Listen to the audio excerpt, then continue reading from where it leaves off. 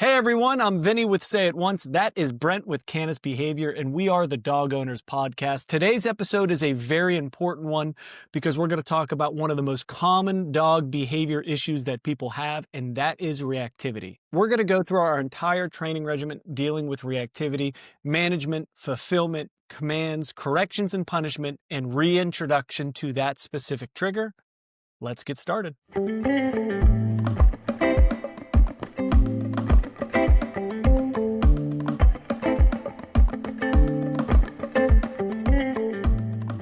All right, Brent, what do you want to start with today? Well, just to echo what you were saying, man, I'm super excited for this episode. We just finished an Instagram live where we were asking people what they wanted to hear. And it was hands down, everyone wanted to know about reactivity. So just a big shout out to everyone who followed us and listened to us on that Instagram live. This one's for you guys. All right. I think the best place to start here is just breaking down kind of what reactivity is, what it isn't, right? Because sometimes we'll see misconceptions of reactivity. We will see people think, oh, my dog is pulling at the end of the leash. They're super aggressive. They're asserting themselves. I'm really worried about my dog. Ultimately, guys, reactivity is going to be anytime your dog hits a high state of arousal and we can't calm them down. So what's funny is normally when people think of reactivity, they think of just aggression and just negative emotions. But the amount of really happy, playful, excitable, rambunctious dogs that also have reactivity is tremendous, right? So reactivity is just going to be anytime your emotions get so out of hand that you're almost impossible to control. So that's, I think, where we should start. I like it. And I think we should talk about the most common type of reactivity is always going to be on leash. But one thing that people really need to audit, and we'll talk about this throughout the day, is these dogs that are leash reactive are also very reactive in their home. They're very reactive at the door. They're very reactive at the doorbell. And there's a reason why that's important. Realistically, if I can't stop my dog from reacting in the calmness of my own home, how do I expect to stop this when I'm outside and I'm only 10 feet away from the trigger? We always have to kind of go back into where my dog spends 90% of their life, inside of our house. I want you guys to think of other situations. Like, when does my dog throw tantrums and get what they want? When does my dog go from 0 to 100 and I never calm them down or control them, right? So sometimes we can actually teach our dogs by not teaching our dogs how to regulate themselves or that they need to adhere to certain criteria or rules in the house.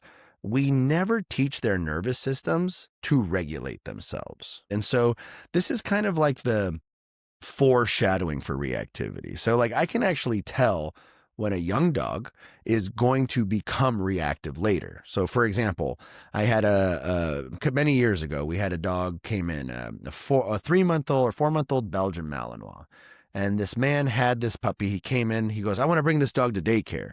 And this dog is like on a leash, on a harness, lunging at everyone. Like, if you guys know Mals, this isn't weird for a Malinois, right? But we told this guy, he was like, my dog needs socialization. I'm here to drop him off for daycare. And he was a Middle Eastern guy. He didn't really know a lot of English. And we were just telling him, he's like, no, we can't socialize this dog because he's out of fucking control, right?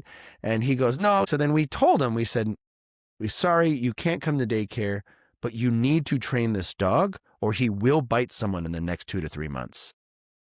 So he goes, yeah, whatever. We don't see him for 3-4 months. 3-4 months, he calls us. He goes, hi, I need training for my dog. He just bit 2 people, right? So this dog is like an 8-month-old Belgian Malinois now, and he just bit 2 people. And his wife is like, get this dog out of here. He goes, no, I owe it to the dog. I'm going to pay training. So we did about 2 months of training with this dog. And we had this Malinois puppy looking so clean, so good, so wonderful, to the point where this guy's like, oh my God, this dog is transformed, yada, yada, yada. And the dog ends up going back home. The wife didn't like this dog. Okay. And the next day they had like a plumber over and she wanted to sabotage this dog, and she lets the dog out to go and chase the plumber. The guy calls us and he goes, oh, unfortunately the dog was barking and was kind of aggressive towards the plumber. And, we have to get rid of this dog. I want all my money back. And we were like, no, you don't get any money back. Sorry. And I'm telling you guys this story because we knew this dog was going to be aggressive months prior. But check this out. We said, we won't give you money back, but we will do everything in our power to get this dog the best home possible. So he goes, okay, that's all I can ask. So we trained the hell out of this dog. And one of my clients was Jason Derulo, right? Jason Derulo. And he called us because something happened in his life. And he goes, I need to train my dog to be a protection dog. And I said, your dog is super sweet. I don't think we can make your dog protective, but I might have a dog you might be interested in. And so he comes, we evaluate his dog, and he meets this dog. And long story short, he ends up adopting this dog named Ghost. So his name was Ghost. And Ghost still lives with Jason Derulo and is still one of the problem is he's more of a pet now. He was not a protection dog. And, but anyways, I tell you guys all this story because A, it had a happy ending, but B, so many times we can see that a dog is gonna be reactive if we see they're not accountable, they don't have any rules, the owners aren't handling them properly, and we can see all these precursors to reactivity. I like it. That being said, let's say you already have a reactive dog and you have no clue what to do. Take it away, Vinnie. Yeah, it's important. And if you don't have a reactive dog, continue listening to make sure that we do not end up with a reactive dog. I think part of this is going to be management. Okay. And what I mean by management is ensuring that our dog is not practicing this behavior for a period of time. The way that I look at reactivity is the same way that I would look at an alcoholic. For a period of time, I'm not going to allow this alcoholic to go to a bar. Because I know right now he's a dumb dog and he's going to make a dumb decision and he's going to practice it.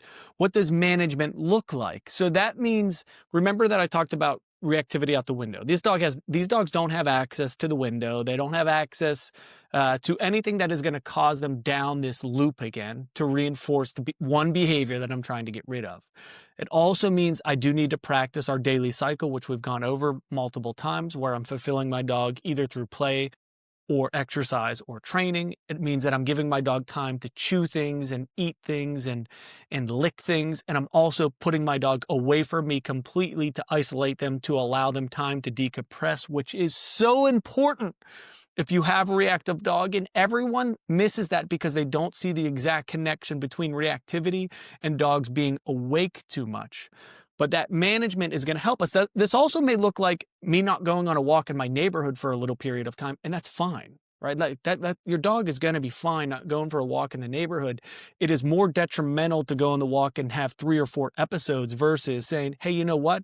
Right now, maybe I'll do training in my front yard, my backyard. Maybe I'll do training in my house, or put my dog in the car and go to the local cemetery for a walk where I won't see any dogs, where I can practice these skills. And one of the best places to practice or train with a reactive dog is a church parking lot, because there's no one there ever Monday through Friday. So you can always go there and practice. Just make sure that you give your local church a donation. So that is a wide angle lens on what management looks like, which leads us to fulfillment. And one sentence, Brent, I want to add about this before I allow you to teach everybody what true fulfillment is is this. I was a hockey player growing up. I loved hockey. I loved hitting kids. I loved the grind of it. And if my parents were to take that away from me, I would literally punch holes in the wall.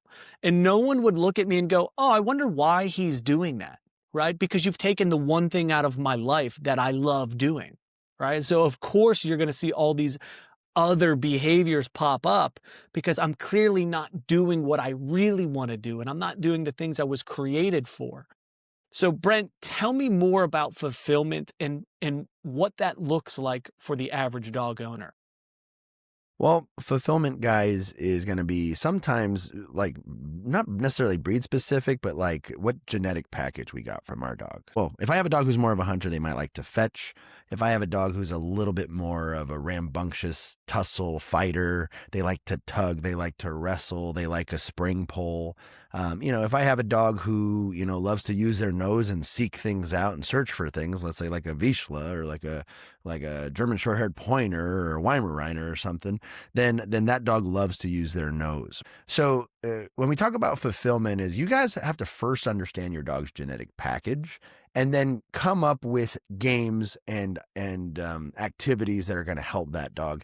I see so many times, because again, based on marketing and social media, a lot of clients do the wrong form of fulfillment for their genetic package of dog, right? So some people will be like, oh yeah, I bought my dog these puzzles, and the dog's done with the puzzle in 20 seconds. You're like, obviously that thing is not that fulfilling. That is a kindergarten toy for someone in college, right? And so what we got to do is we got to figure out what our dog's genetic package is. And maybe we have a whole episode on just fulfillment, right? That could be something cool.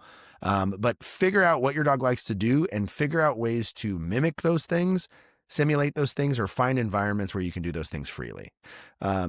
As you said, like the parking lots and the cemeteries or the hiking trails, like somewhere where your dog is not going to be exposed to excessive volumes of dogs. So your dog could just focus on doing this thing that makes them feel good on the inside, which is the key. Okay. Yeah. Now fulfillment becomes really, really important.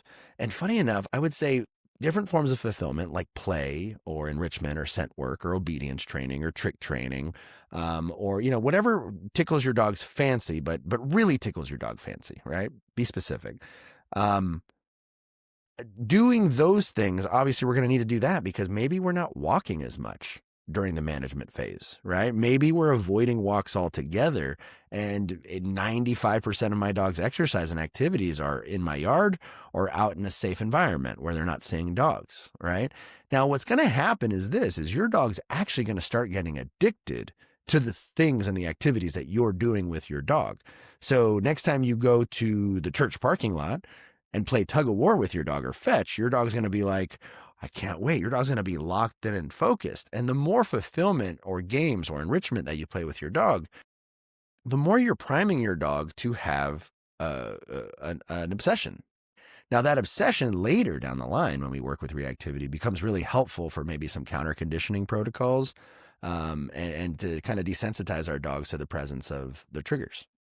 What else would you like to add for fulfillment, Mr. Vinnie? So two things that Brent just talked about. You need to make your dog an addict for the game. And before we even try to add in rules to the game, I need the dog to be an addiction whore to the game. An addiction whore. Yeah, 100%. Yeah. And once we get there, guess what? We can teach our dog to regulate his emotions around things that he enjoys versus going, hey, my dog sucks around other dogs. I need to teach him how to regulate his emotions around things he hates. Well, good luck, right? Like if you can't do it on the first one, you're definitely not going to be able to do it on the second one. And then the other thing that you create is a happy dog. Because your dog right now, in the way that he exercises, I would view him as an unhappy dog. Because everything about him is always this fight mentality, this frustration mentality. And when you start looking outside of going, hey, I don't just need to take my dog on this walk. I need to actually fulfill my dog doing things he was born, bred, and pushed to do. Now your dog is walking around like Big Pimpin' going, hey, I feel pretty fucking good. I'm doing this stuff. And a lot of it is, Brent, we have to get off our ass and fulfill our dogs. Like we have to do stuff. I think all too often, I think the average dog owner believes that just going on a walk a day is fulfilling, and it's not. Yeah. It's a great thing to do. Dogs love to migrate, and I love to connect with my dog by going on a walk, but that's not what they were bred for, man. Like they were bred for so much more. And some people, Brent, that we sit and have a conversation with, I go like, what are you doing with him a day? Like, what do you do every day? I let him in the backyard. We do this walk. We hang out in the house. So their whole life is based off that 15-minute walk, or the dog fucks off and does his own thing in the backyard. Hey, and I sit there and I go, hey, listen, I'm going to show you the cycle, which we've gone over before. But this now means that you're spending 1.5 hours, give or take, of intentional time with your dog. People go, oh, I don't have that time. You do. You love this dog. It's your best friend. That motherfucker would die for you. He would die for you. So you have to find the time. And it's not a, hey, Vinny, I'm going to do this 2 days a week thing. It's not good enough for these working dogs, man. Like that's, honest to God, one of the reasons I love Mastiff so much, because you can do it 2 days a week with a Mastiff. You're fine. And they're good. Yeah. Yeah. But if you have a pit bull, if you have a German Shepherd, if you have a breed like this and you're you're really doing the bare minimum, you're going to end up with a bare minimum result. So, it does take a great deal of effort and time from us. That is something that you really have to be prepared for, and they do deserve it. There is no doubt about Yeah. it. Yeah. One thing you said in that first episode we did, Vinny, was, and I loved it because it just concisely put a visual goal. You said your dog should have his tongue hanging out of his mouth at least twice a day. Right. And I think that's great. Like, you know how many dogs go on walks and they're not coming back with their tongues hanging? They're like they're like gently panting, but it's not like drooping out of their mouth because they went really hard or they ran really fast, right? And so I think that's a good goal for people. Your dog's tongue should be hanging out of their mouth at least twice a day, which means you have to go faster than like a regular walk. Right? Or you have to hit some interval trainings by throwing that ball or, jumping on the bike or doing something. But if you do that for 15, 20 minutes a day, your dog's tongue will be out of his mouth and their mental health is tremendously better. Yeah, and you come home and that dog lays down, and he lays completely on his side, he pants, and that is something that we need to see from our dogs, and not all of us are physically capable of running, so that's why play is so important, 'cause your dog will end up getting more tired and play unless you have a big dog and you're playing tug, you're gonna be equally as tired. That's good, you don't gotta go to the gym. I just saved Yeah, you yeah, money on a yeah, membership. yeah. I think of, I read the Monk's a New Skeet one, or is it Sketty Skeet? I don't know how to fucking say it, but Monk's a New Skeet when I was starting his dog training, and I remember reading that these are older guys, right? They have German Shepherd dogs. They would drive in the car with a long line on the Shepherd, right? And the Shepherd would run in the parking lot while they drive the car to get them a little bit more tired. But I don't want anyone here doing that, by the way. I should preface, don't fucking do that. But the idea is there. You do have to let your athlete be an athlete. You have to put them in a sport that they like, and your dog's sport is not chess. Your dog was bred to fuck something up, most likely. So let's Well, lean especially into the reactive ones. Most of the reactive ones, that was their genetic package, right? That was their job, right? They have some level of tenacity in them or some level of competitiveness or dominant traits that are creating that are magnifying that behavior, right? So important to kind of consider. Okay, so far we have management, which is prevention of the problem. We have fulfillment, which is teaching your dog to fall in love with other things, get them addicted to things that fulfill them based on the genetic package of dog that you have. And then the next one is commands. Now, all obedience commands, guys, revolve around three basic concepts. Can I get my dog's attention? Can I get my dog to stay? And can I get my dog to stop? If I wanted to broaden that even more, it's engagement, patience and impulse control, and respect for authority. That's literally if I wanted to broaden it even more. So I always got to make sure I have a solid command to get my dog's attention. So some, dog trainers will argue all day long, but if I have one word that I know for a fact can get my dog's attention, whether it's a whistle, their name, the word come, the word heel, I don't care what you teach, but I need to have a really good command or cue that gets my dog's attention damn near 100% of the time. Right? Because there is no obedience if my dog doesn't know how to pay attention to me. Right? So that's number one. Number two, we can do stays, right? I mean, Vinnie has a great explanation of like the importance of stays, ways to develop stays that I'll have him chat about later. But we talk about stays and just teaching our dogs to be patient, right? Like not everything is up to the dog. Sometimes you got to wait for things you want. Sometimes you got to work for things you want. And then also you need to be okay being without things that you want, right? Like if a dog loses their shit, because they didn't get something, like imagine if a child was that way. Like imagine if a kid didn't get ice cream and it ruins their whole week. And I've met those kids that they're so spoiled rotten that they will hold a grudge against you for a whole week because you didn't give them ice cream. You know what I mean? So the basic principles of patience is, can you wait for what you want, work for what you want, and are you okay being without what you want, right? If you notice, all these models rhyme or have onomatopoeia or whatever you call it, alliteration, whatever. They have the same letters is the point, so they're easy to remember. And then the last one is teaching our dogs impulse control or how to stop, right? Now, teaching our dogs to stop doing something, we can't only practice teaching our dogs to stop doing stuff when they're lunging at a dog. We have to make sure we have a good foundation of getting our dogs to stop doing stuff inside the house that they do on an everyday basis. And if you don't have that ability inside the house, what the hell makes you think you're going to get it outside of the house, right? So, Vinny, take it away. Elaborate on focus, stay, and stop for me. Yeah, 100%. If you have one of those kids that Brent was referring to, I would put them on the model that we're going to do with dogs, and you should Yeah, have yeah. a similar concept. And we sell leashes at Say Once Dog Training if you need one for your child. So by all means, let's start with impulse control, because these dogs really struggle being patient and waiting for something that they want. So what are the areas in which that I should teach this? And number one is a place command. Everybody understands a place command. If you don't, place simply means you're going to go to this spot and stay here till I release you. So every time I meet with an initial dog owner, I always ask them, hey, what does your dog know now? Like, what skills does your dog know? And every time it's sit, it's paw, which is useless, and my dog can stay. And I go, how long can your dog stay for? 5, 10 seconds. That's not a stay, right? So that is what I call a prayer. Right? What we want to do is we want A to, prayer, a hope, yeah, a wish. yeah, we want to build this stay up to 20 minutes. Right. And when you say that to a new dog owner, they're always like, what? I'm like, yes, we're going to get this up to 20 minutes, not around their trigger. We're just going to get it up to 20 minutes inside our home. And once we have that down, our dog is guaranteed to have better patience and impulse control. So place is one command you're going to put a lot of focus. I highly recommend that everyone gets an elevated bed that they can use outdoors and indoors. It's a bed that I want to take outside with me. It's a bed I want to take in the front and backyard because it's already conditioned to also have a feeling, right? So that's the one thing about a place bed. So almost with all reactive dogs, we do place in the house on the elevated bed, and we bring it outside too. And when you put that dog in the bed, it's a place of comfort, a place I can relax faster, and it allows everything to happen quicker. So elevated bed is key. Another thing dogs really struggle with, reactive dogs in particular, is their food dish.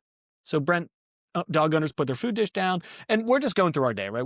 We scoop food in, we put it down, we're unknowing, the dog eats, and there was no system in place. So for the dog's most important resource minus their owner, they didn't have to do shit for it. They didn't have to wait. That's a really, really negative thing in your life. So what I would recommend is we take a few pieces of kibble or treats, put it in the bowl, put the dog in a sit. I go to put the bowl down, the dog stands up, I stand up. We repeat this process until the dog teaches himself. If he holds the sit, he will release me to eat. 1 second. That's all we need. Then 5 seconds, then 10, and we build up. And you should be able to build this up to the point where you will put your dog in a sit, you will put the bowl down, you walk away, and you forget to release your dog, and you feel like a terrible human because your dog is sitting there drooling. But that is training. Right? That is impulse control. That is patience, I should say, at its core. And we need to be able to do that with all the things our dog likes.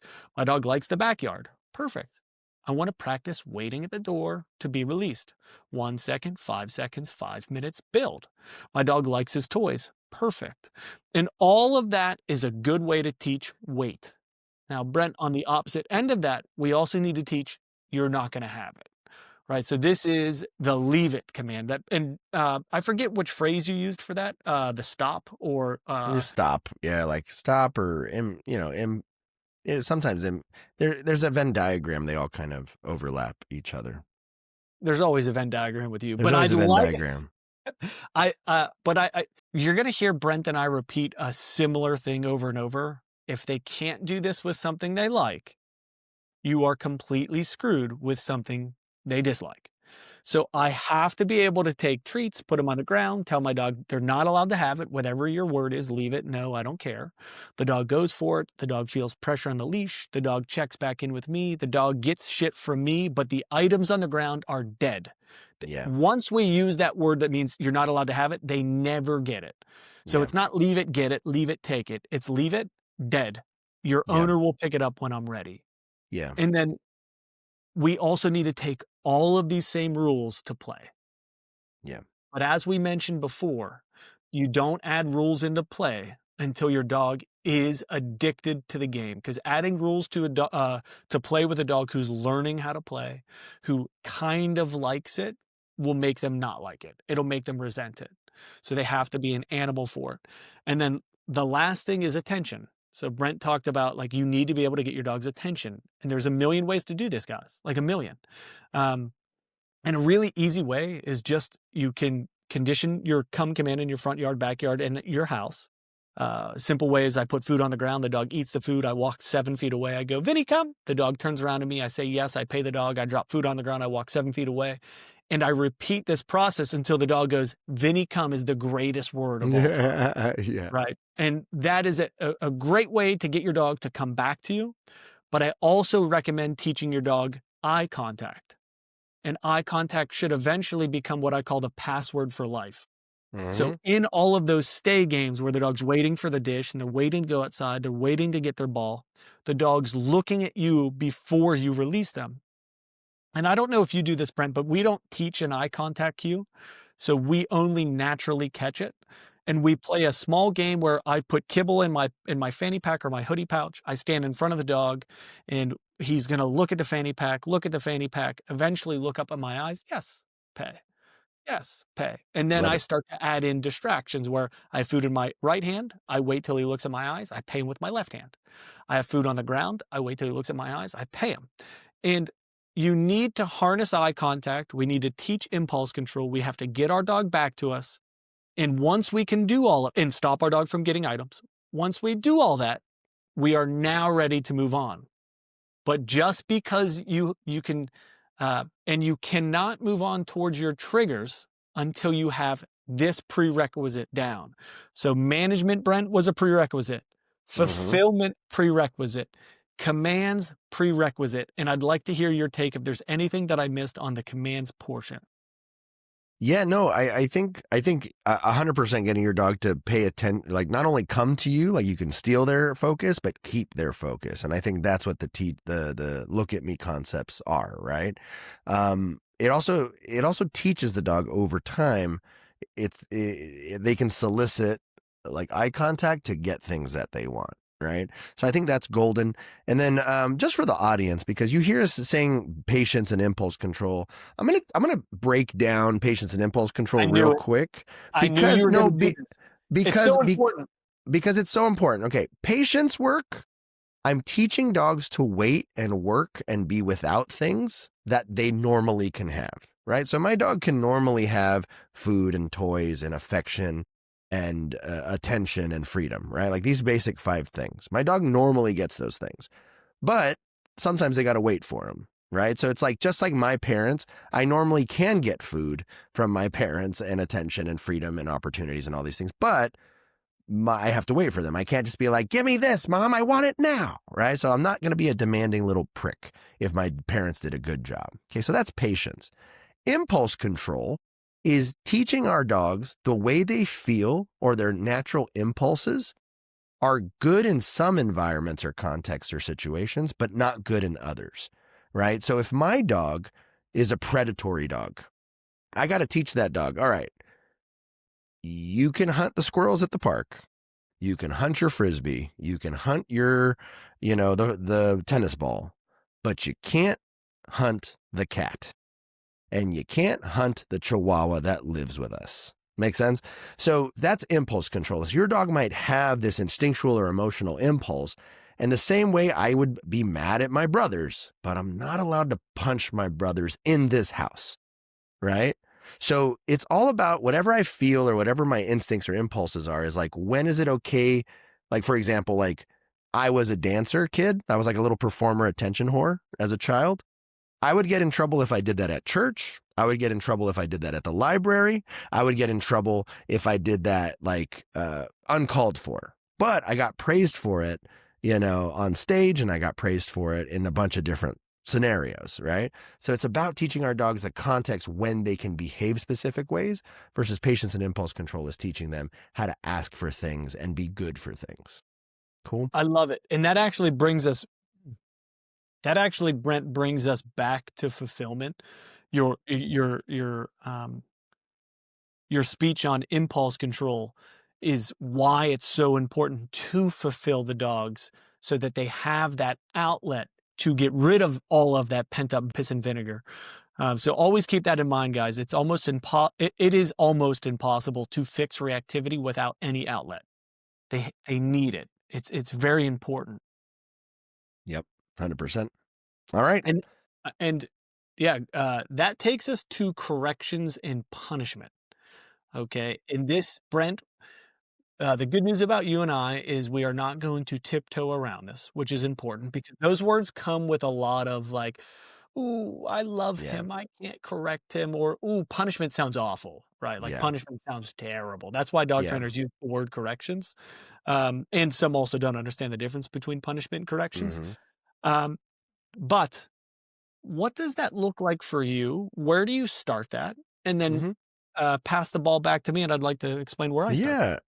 Well, I think here's the big thing, guys, is when we think of punishment, we think of the legends and myths of punishment from, 30, 40 years ago. Dog training has evolved tremendously, right? So when people think of punishments, they think like these taser style shockings from an e-collar. They think of someone grabbing a stick and beating the shit out of the dog. They're thinking of someone hanging a dog up from a tree and letting them know you don't fucking do that, right? Again, fair, because this happened in the past, but modern dog training has become more sophisticated in the timing and the science of corrections, in the breakdowns of punishment sequences, all that stuff. So don't be scared of corrections and punishments, because sometimes these are the things that are saving our dogs' lives, right? Like that's really, really important. But let's talk about what punishments are. A punishment does not have to be physically violent in order to work.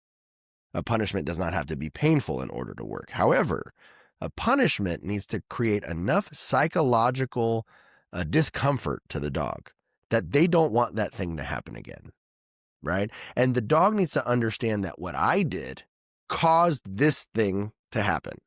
So if they don't want it to happen again, they will avoid doing the thing that caused it in the first place, right? So good punishments should be rare punishments, right? Bad punishments you do 30 times. Good punishments you do 2 to 3 times.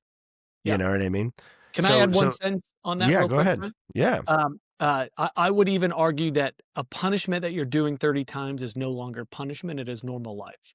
So because it doesn't have that emotional effect on the dog to make them go, I fucked up." You are now just conditioning your dog that this is a normal way of life. And a lot of dog owners go through that.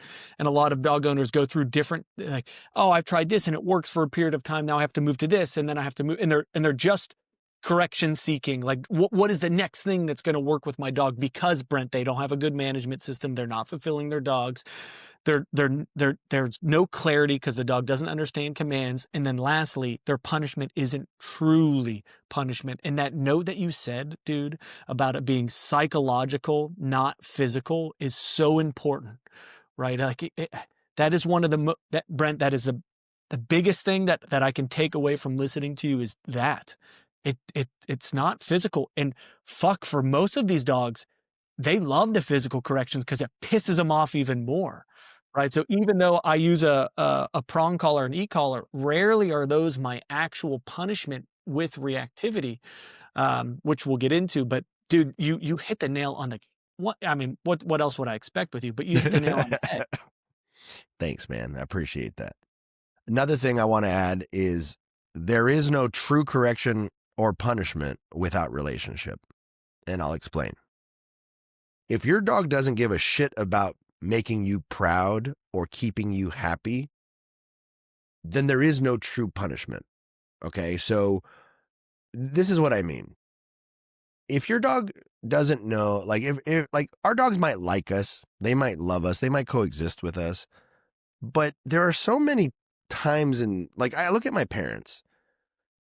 I don't know if it's equivalent in like the brain, but I look at this concept of disappointment.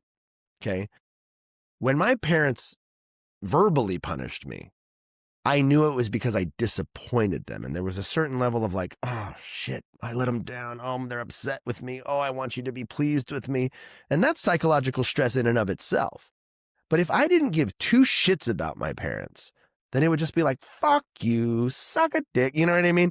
Then there would be no reason for me to want to like reconcile this relationship and change my behavior for the relationship, right? So all of you guys can agree there is no true punishment or correction in a relationship if you don't care about the other half. There is no learning from any punishment or correction if you don't care about the other half. So I say all this because there's a lot of dogs who, like who they don't respect the authority of the dog owners, or they don't have and it's not about, authority is not about violence, guys.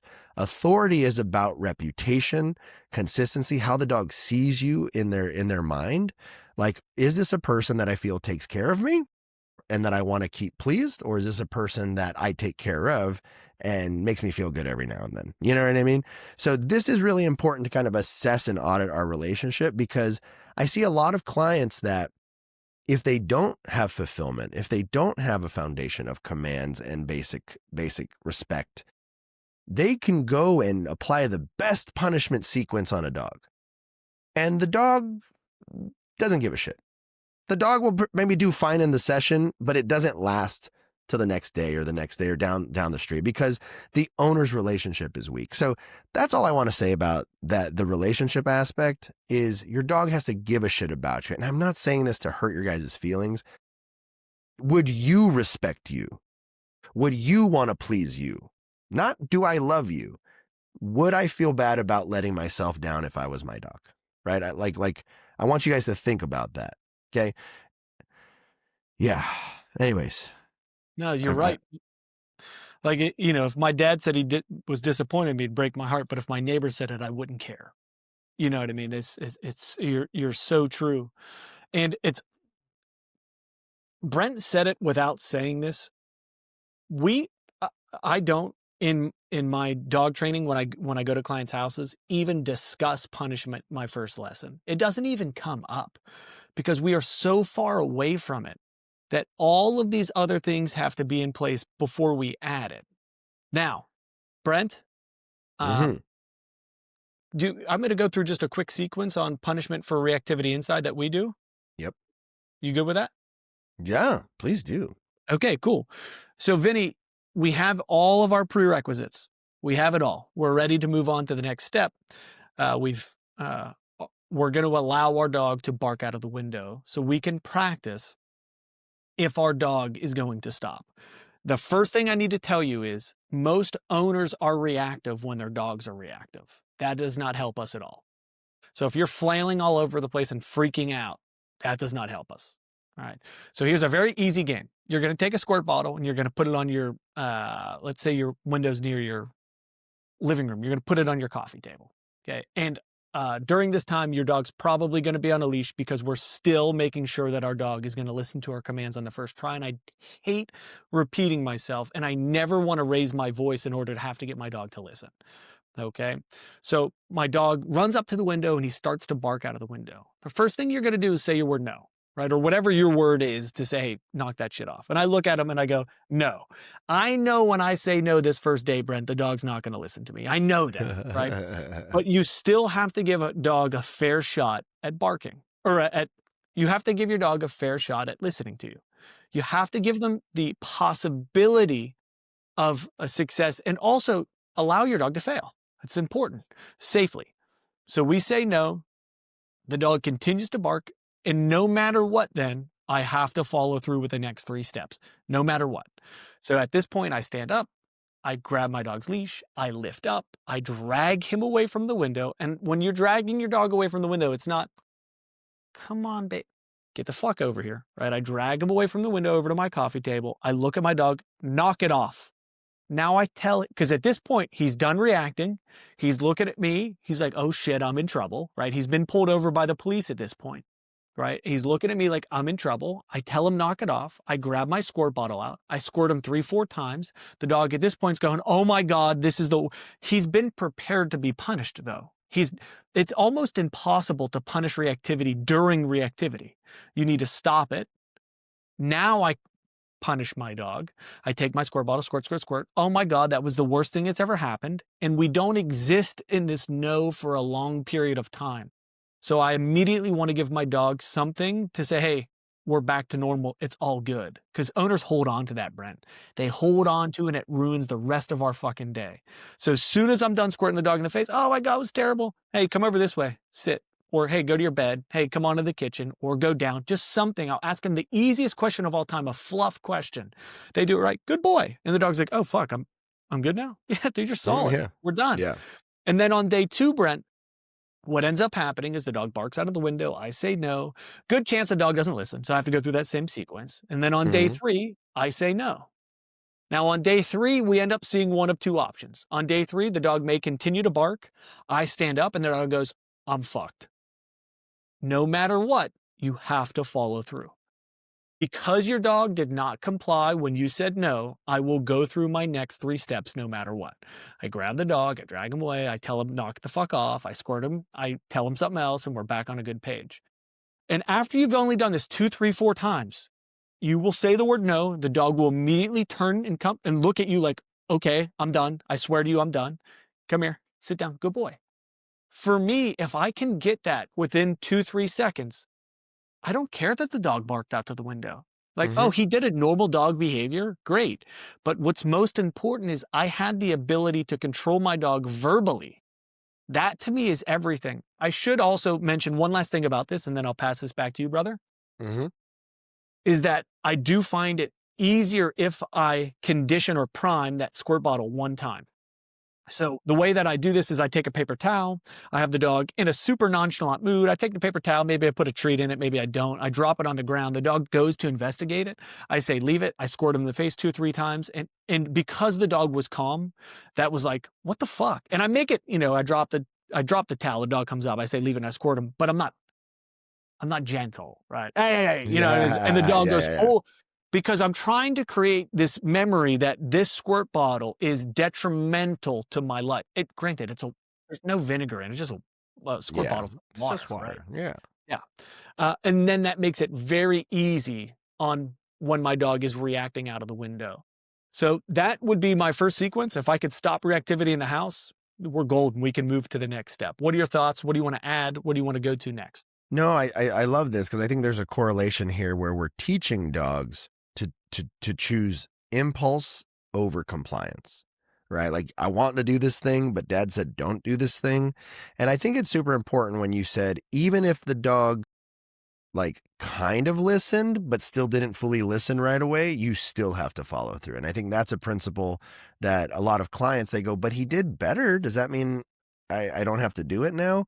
The key is you have to know what the finish line is, right? If the type of control I want for what's known as an inhibitor, something that slows something or stops behavior, slows down behavior or stops behavior, I need to see an immediate shift in commitment from the dog, or right? So even if I'm on a hike and I see a dog who's picking up pace really, really fast, and I go, shh, shh, shh. That's my inhibitor that I use for my dogs, right? I'll say the sound. If my dog doesn't stop walking quickly immediately, I'm going to tag him with his e-collar, right? Because I need him to understand that word has a reputation, or that sound has a reputation that has 100% the same follow through, right?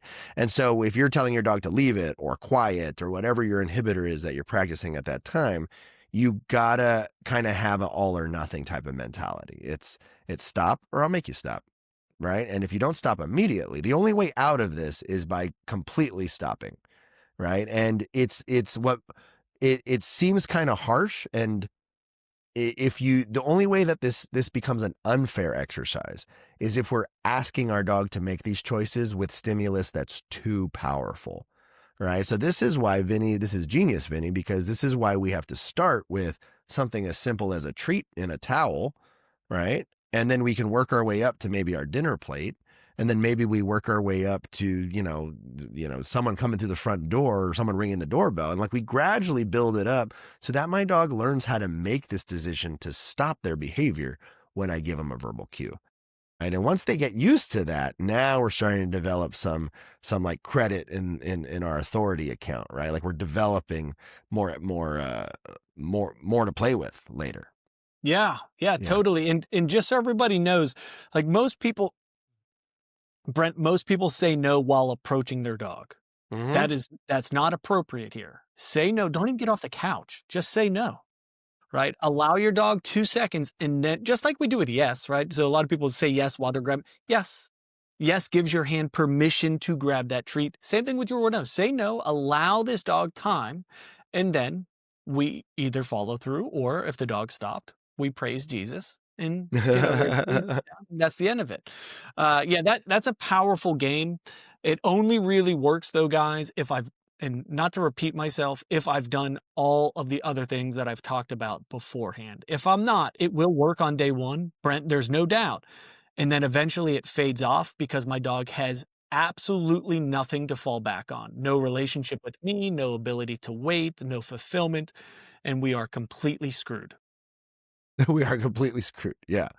So I want to recap real quick because to Vinny's point, if you guys only do one of these things, you might see some success, but it'll be very minimal, right? All of this works as a system. All right. So management reduces the rehearsal of the bad behavior, which means if your dog is kind of looking forward to lunging or barking or reacting, we're taking that edge off, right? My dog's not fiending for that other dog down the street because we've stopped doing this for the last 3 weeks or 4 weeks. You know what I mean? Fulfillment. We are now getting our dog addicted to things that are going to serve them better and serve us in the relationship better. Also, because you're playing with your dog more, your dog looks up to you now. Your dog is like happy to be with you. You're the bringer of fun. Maybe you see a side of your dog and your dog sees a side of you that they didn't see before. So now the relationship is automatically better. Okay. When we start introducing commands, now we start creating contingencies in the relationship. Hey, if you want this, you got to do that. As long as you do this perfect, you're guaranteed a paycheck. If you don't do this, then I'm just going to make you do it again. So little by little, we're entering this realm of like, hey, we used to be roommates, but now I'm kind of in charge of you. Now I'm not just your buddy, but I'm also like in charge. I'm an authority figure now, right? And that helps prime us for this step we just talked about. Now that I'm kind of an authority figure and we're cool with that now I can tell you, don't do that, or I'll make you not do that, right? Like do it because I said so type of attitude, right? But if we worked on these out of order, our relationship wouldn't be ready for the next step, right? So it's important that you guys follow stage by stage this process. And then once we get to this correction or punishment stage, we have so much of positive experiences in our relationship that when we add a punisher or we create an aversive experience with our dogs, it's easy for our relationship to bounce right back and reconcile, right? Once we have a good relationship with our dog, the smallest correction, the biggest reason people don't correct their dogs is because they're scared that the correction or the punishment is going to ruin their relationship. Or if your relationship is really good most of the time, the one correction you give your dog won't affect it, right? Your dog's going to be like, your dog actually might take some accountability and go like, fuck, was that me? Was I the problem? Was that me? My bad. I won't do that again. Right.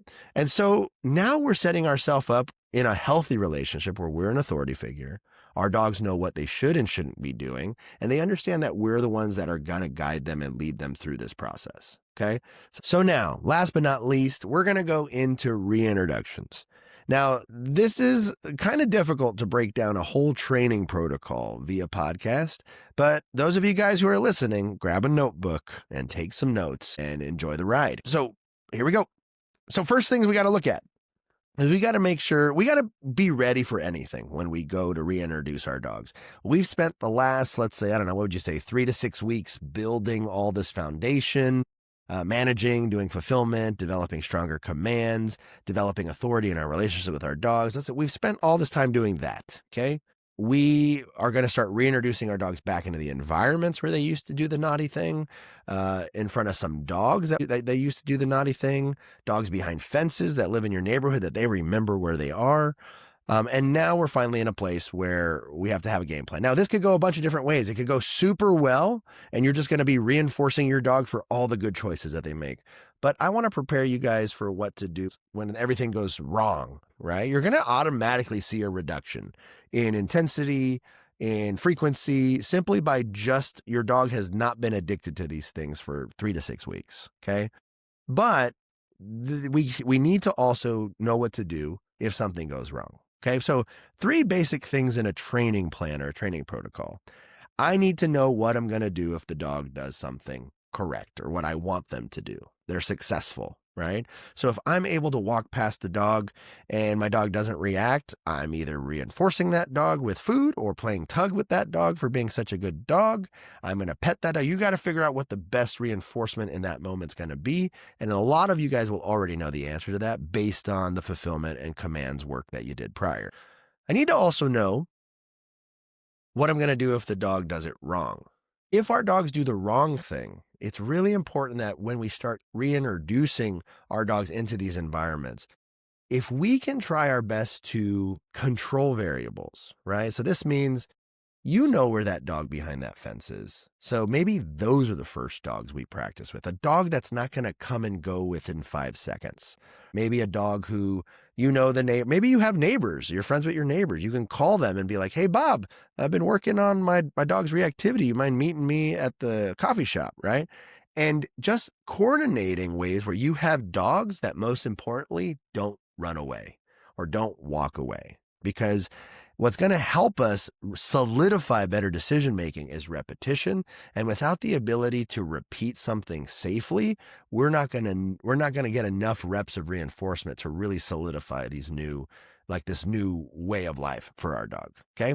So then I would start with trying to set up friends' dogs, neighbors' dogs, or use dogs that you know are behind fences. Anything else you'd want to add to that, Vinny? No, I think that's where a really good trainer is invaluable because they'll either have a dummy dog, they'll have classes where you can practice, but you are 100% right. We do need exposure to the trigger where we can control the variable. And there's two main variables with dog on dog reactivity: intensity and distance. So what I mean by that is if the other dog that I'm training with is super intense and reactive, I'm going to need more distance. And if the other dog is calmer, then I can immediately shrink my distance. So that's something that, it's obviously not good practice to practice around another reactive dog at the beginning, but if you are, give yourself space, right?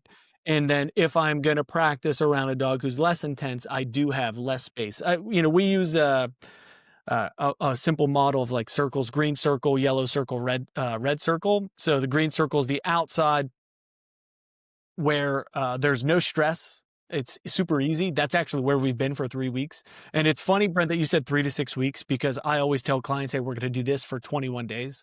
Right. So Nice. we're going to go over everything for 21 days, and then we reintroduce the trigger on day 21. Sometimes it's further out if the dog was a real motherfucker, but typically I say on day 21, that's when we're going to do this.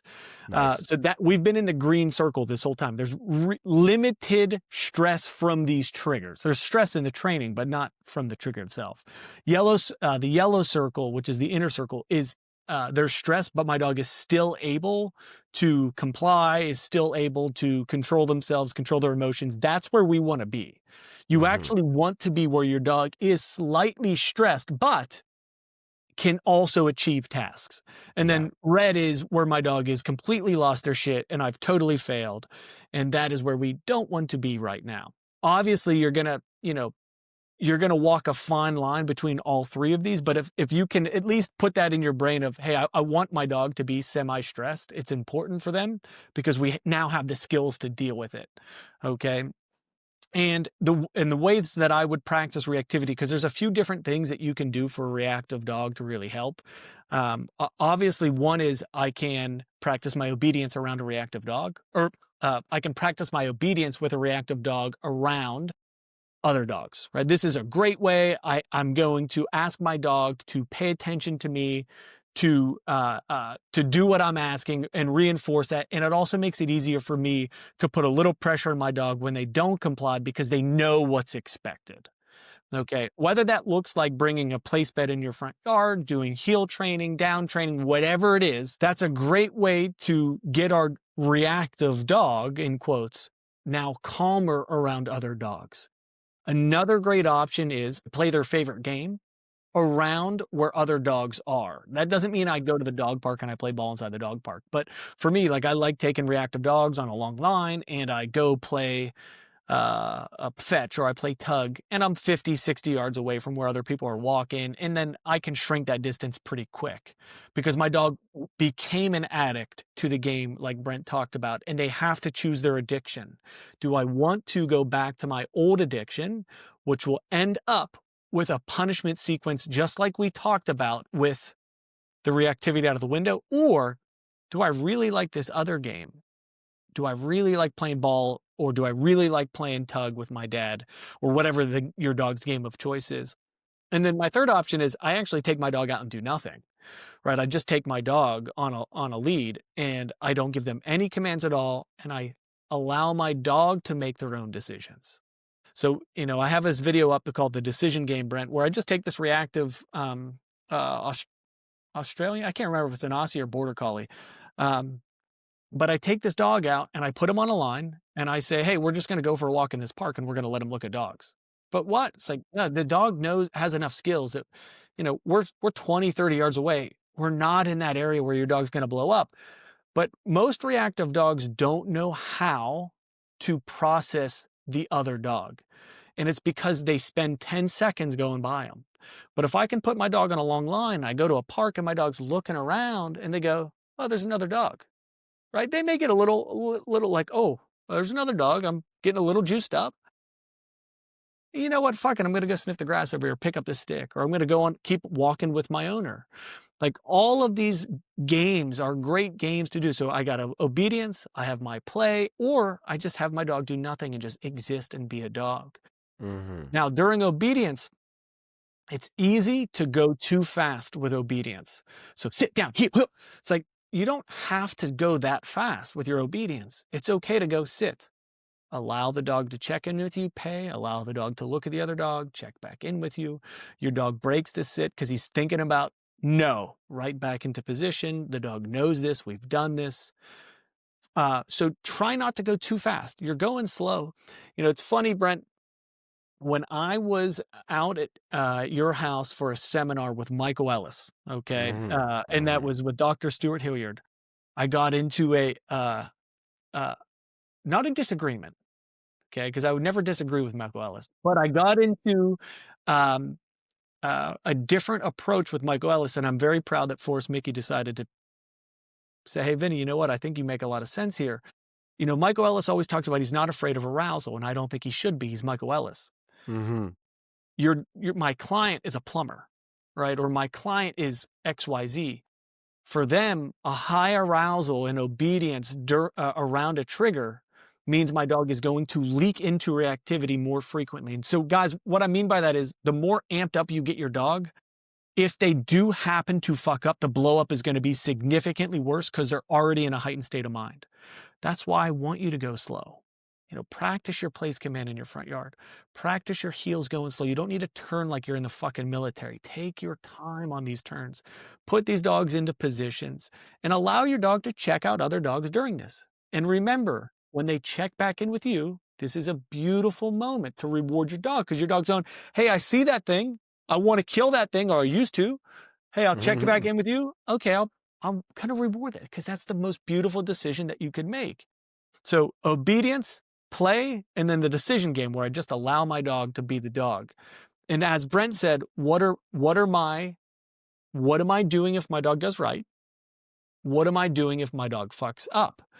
And for me, I will go through a very similar system that I completed in my house. So a lot of my reactive dog owners on their beginning stages of reactivity, they will walk outside with a little squirt bottle and a holster, right? Because it works. Unless we've done e-collar training, or some even use a pet corrector, Brent, because a canister compressed air. But that doesn't stop my dog from being reactive. I stop my dog from being reactive. That is the punishment at the end. That is not the thing that comes out first. At least that's the way that I use it. Um, Anything that I missed, dude?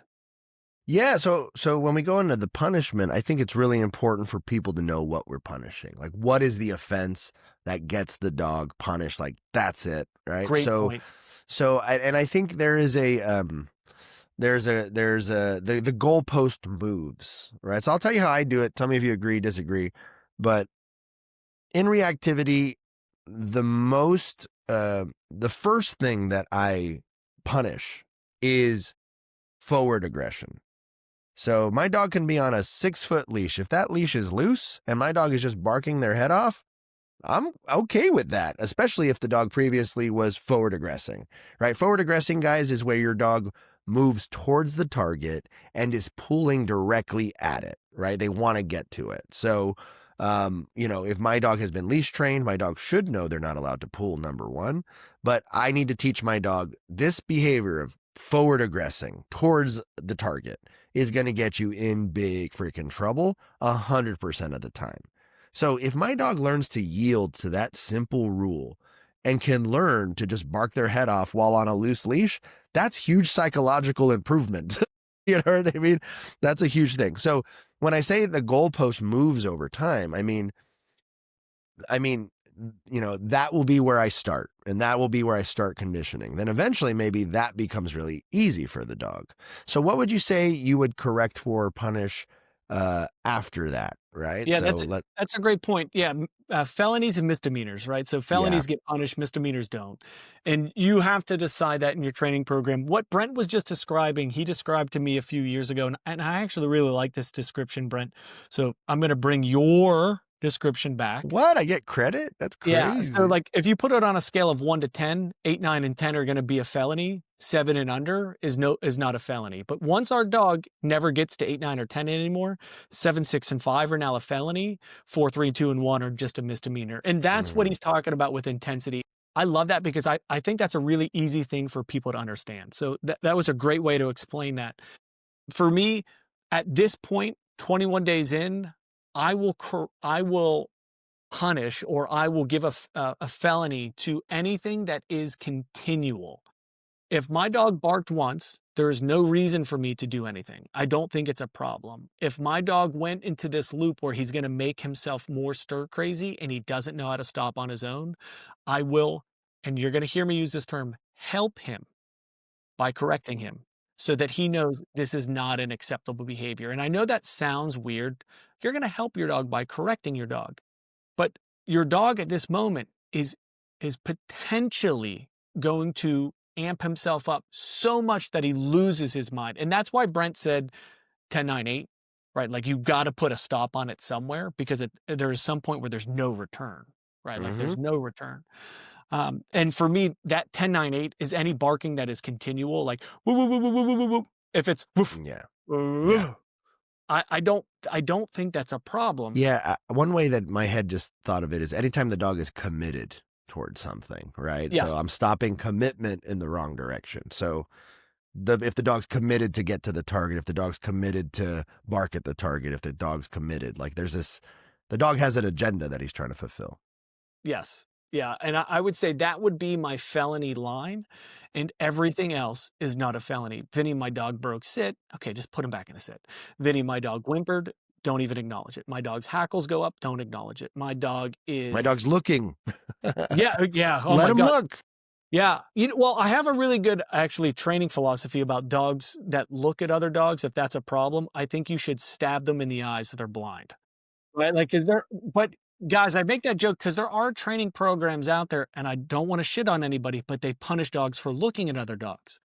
And what you do when you do that is you create total avoidance. So your dog will never learn how to process that actual trigger. You're just going to say, hey, you're never even allowed to acknowledge that. And I don't like that because I want my reactive dog to eventually be able to go to places with other dogs and be in an area where there's going to be dogs around. It's unavoidable. You're going to have to look at them, or I would just stab them in the fucking eyes.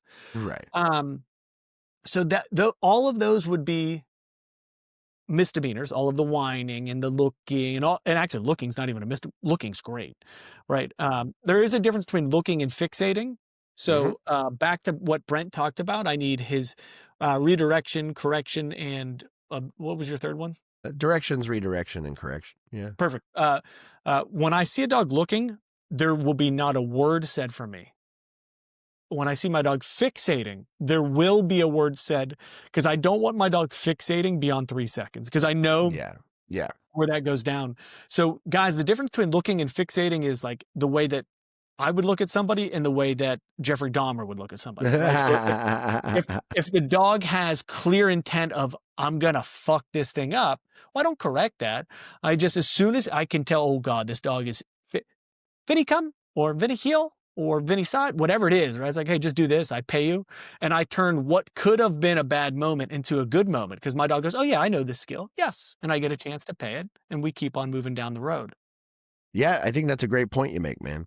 after listening to this podcast, you guys are going to have a lot of things to work on. And you're going to have a lot of insights, but it's really hard via podcast for us to give you guys specific details for your dogs and your situations.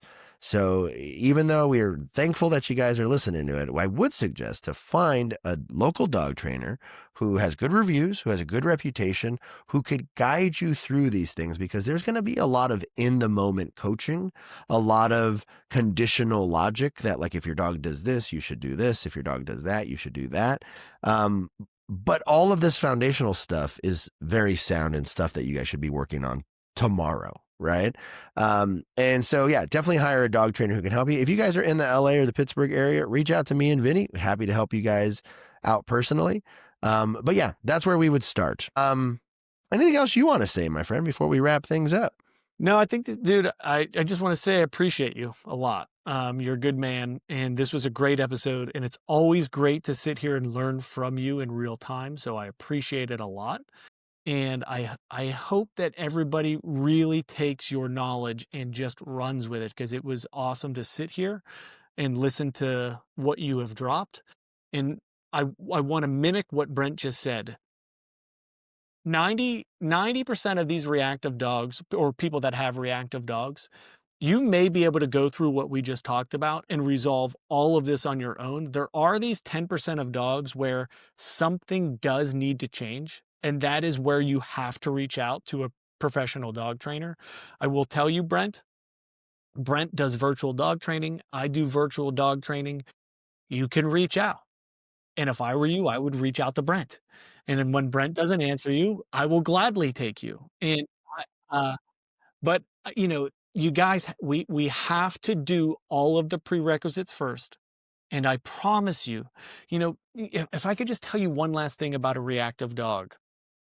If we get to the point where our dog is reactive and I can stop it within 2 seconds, that is a really beautiful thing. And then I ask my clients all the time this while they're in this process. I go, are you really going to discredit 23 hours, 59 minutes, and 58 seconds of how well your dog behaved for the 2-second blow up he just had, and you stopped it instantaneously?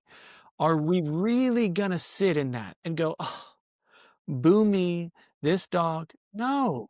Dude, your dog is accomplishing so much, and I don't think we spend enough time truly living in that and going, yeah, you know what, dude? I'm killing it. I've made so much progress. And when you don't tell your dog that, you end up not telling yourself that, and you live this life with a dog that is not fair. And Brent, one last note on this ridiculously long episode, which I'm very thankful that you guys have listened this long.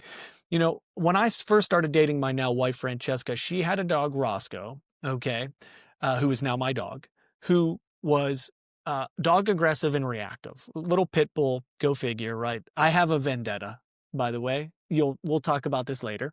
Okay. I do love pit bulls. Love them. I'll talk about why I have a vendetta later. I'll just fucking say it now. My vendetta is that we try to make them something they're not, right? Like, they are not a nanny dog. They are not, like, that is not what they are. They are a fighter, right? And I don't mean that in terms of like bred to fight other dogs. They're a warrior or a gladiator type dog. And I hate because the media pushes so hard one way, the pendulum swings to the other side. It's like, oh no, they're the greatest dogs in the world. I love them. They are a great dog, but don't try to paint them as what they're not. Anyways, I take this dog Roscoe, who was aggressive, reactive, and honest to God, a huge pain in the ass. A Yeah. huge pain in the ass. And I start dating this girl, and at a certain point in the relationship, I go, fuck, I got to train this dog. Like, I have to train this dog. We're going to hang out. This dog's going to be a part of my life. And he was one of the more reactive dogs and bigger pain in the ass dogs that I've actually had to train, right? Unfortunately, it happens to be to this girl who I want to keep seeing, right? And I would say that it took me to about 3 months where I went, okay, this dog is good. And that's a professional dog trainer, right? And now this dog has dog friends. This dog I use for when I do evaluations for foster dogs and rescue dogs. I bring him out. Your dog has the ability to change. We don't typically, as humans, have the ability to be consistent for long enough in order to see that change the full way through.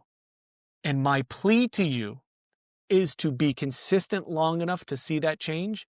And during the process, you need to embrace the moments where your dog is actually killing it and stop fixating on 15, 30 seconds of your dog's life. That's it. 100%. Guys, on that note, I want to thank you guys for listening to our 1.5 hour episode.